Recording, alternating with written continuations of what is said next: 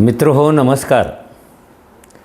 सर्वप्रथम मला एक गोष्ट स्पष्ट करायची आहे, ती म्हणजे रामचंद्र गुहा या एका ज्येष्ठ आणि श्रेष्ठ संशोधकाचा मी पण एक चाहता आहे.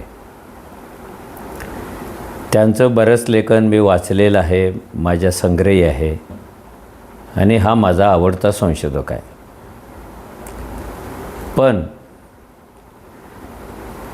गेल्या काही दिवसापूर्वी रामचंद्र गुहाने काँग्रेसच्या घराणेशाहीवर भाष्य करत या घराणेशाहीतले जे 3 प्रमुख घटक आहेत, सोनिया गांधी, राहुल गांधी आणि प्रियांका गांधी यांना त्याने राजकीय संन्यास घेण्याचा सल्ला दिलेला आहे.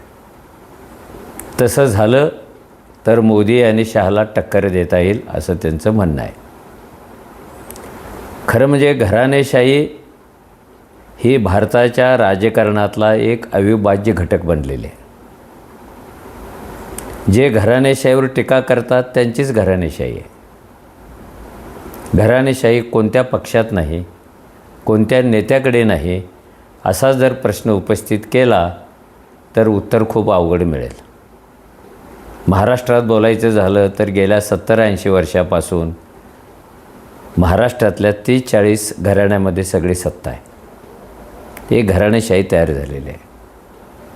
शंकरराव चव्हाण असतील, वसंतराव दादा पाटील असतील, शरद पवार असतील, देशमुख असतील, मुंडे असतील, किती नावं सांगायला पाहिजेत घराणेशाहीची. ही घराणेशाही इथल्या मानसिकतेचा, राजकीय मानसिकतेचा सुद्धा एक भाग आहे. लोकांना का घराणेशाही टिकवावीशी वाटते? बाबासाहेबांनी इथल्या लोकशाहीला 2 प्रकारचे धोके आहेत असं सांगितलं होतं. एक घराणेशाहीचा धोका आणि दुसरा धोका आपलं स्वातंत्र्य, आपली प्रतिष्ठा कोणत्या एका नेत्याच्या पायावर अर्पण करणं. हे 2 धोके आहेत आणि अनेक वेळेला त्यांनी ही गोष्ट जनतेच्या समोर मांडलेली होते. तरी आपण घराणेशाही चालवतच आहोत. घराणेशाही सर्व भारतात व्यापून राहिलेली आहे. तुम्ही ईशान्येकडे जा, तुम्ही दक्षिणेकडे जा, तुम्ही NT रामारावांचं नाव घ्या, तुम्ही दक्षिणेमध्ये स्टॅलिनचं नाव घ्या, तुम्ही जयललितांचं नाव घ्या, केरळमध्ये जा. असा एकही प्रदेश आणि एकही नेता याला अपवाद नाही आहे. खूप कमी लोक असतील ज्याने आपली घराणेशाही तयार केली नाही. खूप कमी लोक असतील. आपली लोकशाहीच ही घराणेशाहीमध्ये खेळते आहे आणि त्याला लोक जबाबदार आहेत. एकाच नेत्याला ते 10-10 वेळेला का निवडून देतात? एकाच कुटुंबातल्या 5-5 लोकांना पार्लमेंटमध्ये, विधिमंडळात ते का पाठवतात? खोट तिथे आहे. आता रामचंद्र गुहा यांचं जे विधान आहे ते त्यांनी जर निष्पक्षपातीपणे केलं असतं किंवा भारतातल्या राजकीय घराण्यांचा विचार करून केलं असतं तर कदाचित त्याला महत्त्व प्राप्त झालं असतं. पण या विधानामागे अभ्यास कमी, चिंतन कमी आणि टीका आणि द्वेष जास्त आहे.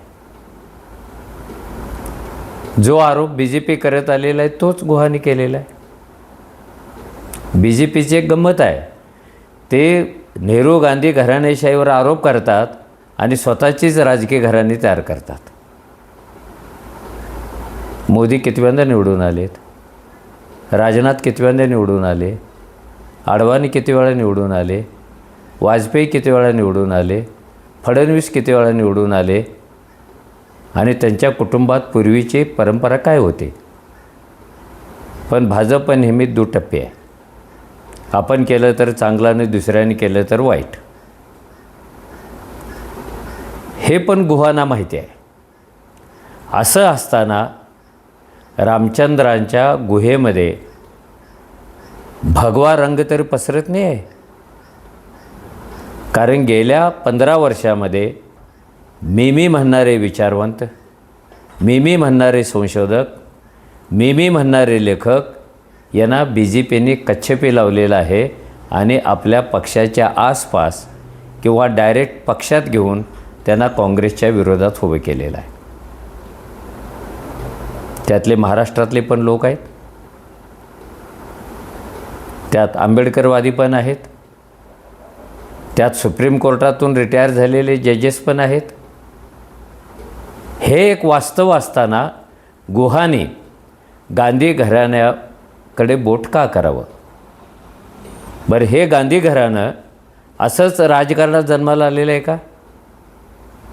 जगातला सगळा इतिहास असा सांगतो की गांधी घराण्याने स्वातंत्र्यासाठी आणि स्वातंत्र्यानंतर देशाच्या ऐक्यासाठी जेवढा त्याग केलेला आहे, प्रत्येक पिढीतलं कोणी ना कोणी बलिदान दिलेलं आहे. माहिती नाही गुहाना? इंदिरा गांधींचं बलिदान, संजय गांधी मरतात, पंतप्रधान पदावरचे त्यांचे दुसरे चिरंजीव मरतात. हे माहिती आहे की नाही?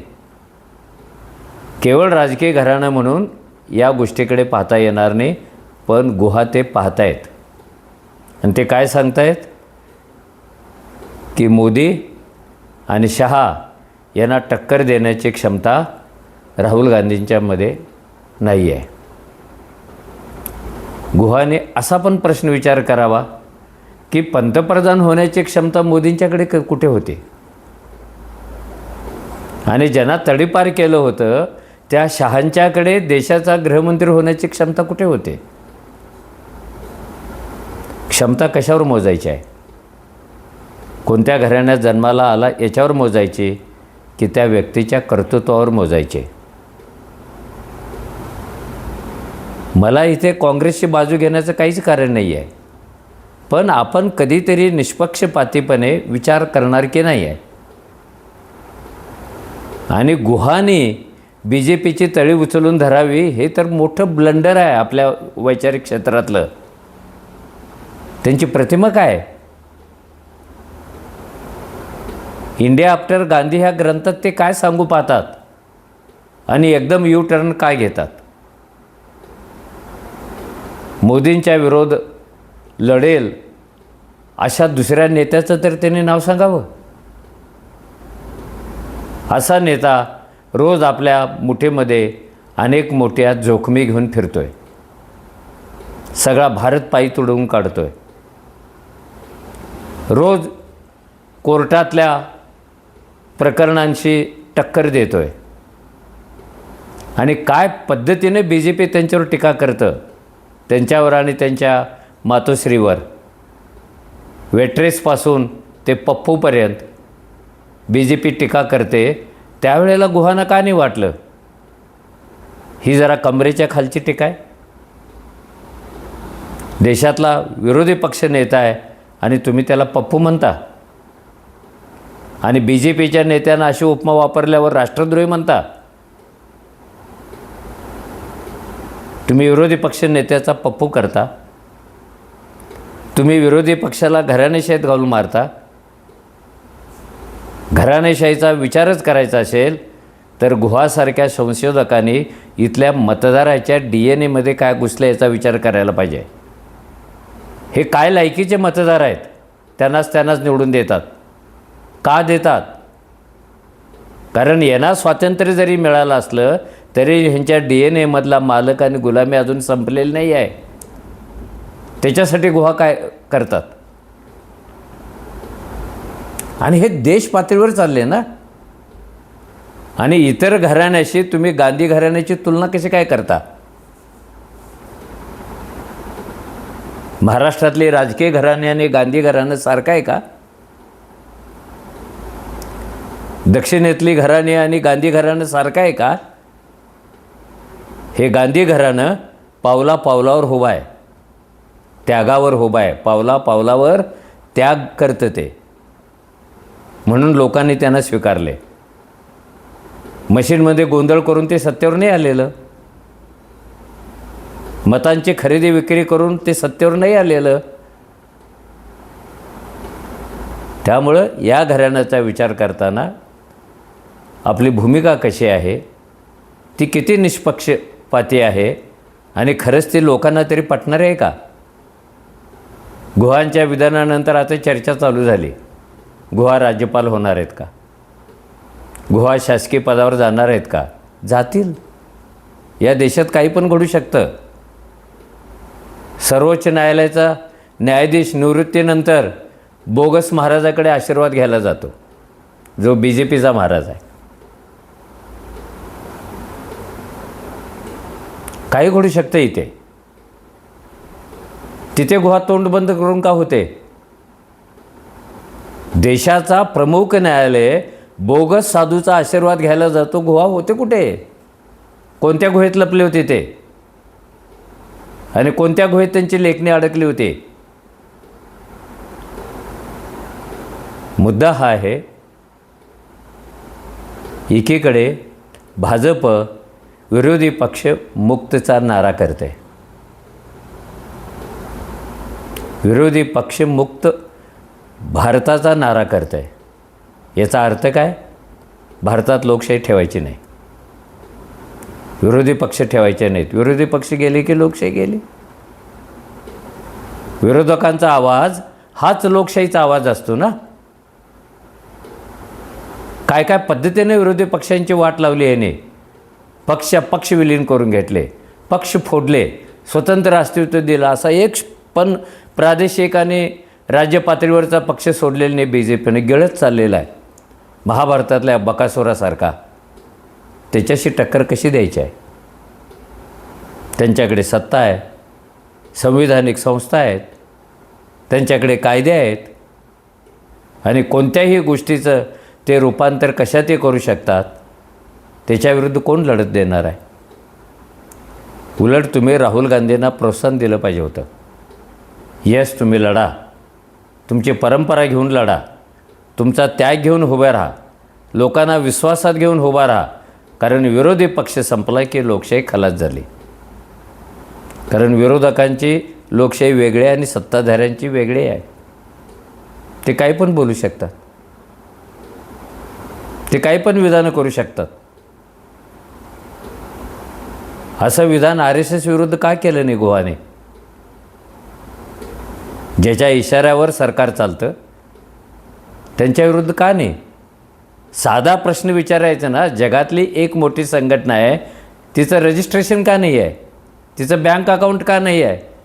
आणि त्याचे प्रमुख सांगतात की हिंदू धर्माची कुठे नोंदणी आहे. अरे काय राव, तुम्ही RSS काय स्वतःला हिंदू धर्म म्हणून समजून घ्यायला लागला ना. तुमच्या जन्माच्या अगोदर कितीतरी वर्ष हिंदू धर्म आलेला आहे. त्याची नोंदणी नाही म्हणून RSSची नोंदणी नाही. हा सिद्धांत जर अन्य संघटनांनी वापरायचा ठरवला तर RSSची नोंदणी नाही म्हणून आमची नोंदणी नाही, असं जर इतर संस्था म्हणायला लागल्या तर. हे जे सगळे लोकशाही समोरचे प्रश्न आहेत,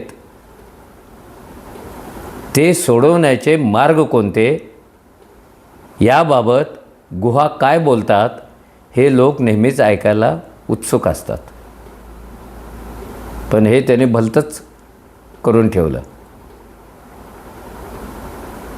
मराठीमध्ये ग्रामीण भागात म्हण आहे, शहाण्या विद्वान गुरूंनीच आपला मठ घाण केला. तसा आहे. आणि आता लोक पण शहाणे व्हायला लागलेले आहेत. एका रात्रीत विद्वान BJPमध्ये का जातात, ते काय मिळवतात कळत नाही लोकांना. कळतं. त्यामुळं गुहा काय म्हणतात ह्याला लोक कवडीची किंमत देणार नाहीत. फक्त वाईट एवढं झालं की गुहाने आपली विश्वासार्हता संपवली. धन्यवाद.